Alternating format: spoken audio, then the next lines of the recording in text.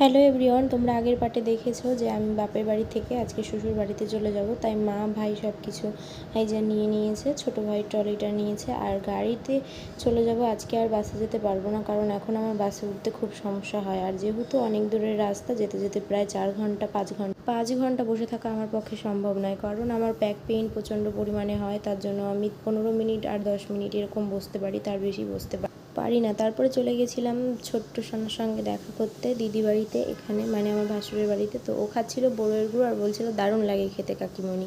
ও বলছিল মা চলো টুঙ্গি দিঘি যাই। আর যা আমাকে কেটে দিল, কুমড়ো শাক, লেবু, এগুলো নিয়ে এসেছি। আর বাড়ি থেকে তো অনেক কিছুই দিয়েছে। আর দুধ দুইয়ে মা পরে দিয়েছিল, ওই বাড়ি থেকে ফেরার পথে দুধটা নিয়ে গেলাম। মা বলছিল দুধটা নিতে ভুলে গেছিস, নিয়ে যা। তারপরে গাড়িতে তো মন খারাপ অবশ্যই আমার হচ্ছিল, আর মায়ের খুব মন খারাপ হয়েছিল। দেখতে দেখতে চলে এলাম, নেক্সট পার্ট নিয়ে আসবো সামনে। স্বাদের ভিডিও দেখতে হলে চ্যানেলটা সাবস্ক্রাইব করো। বাই।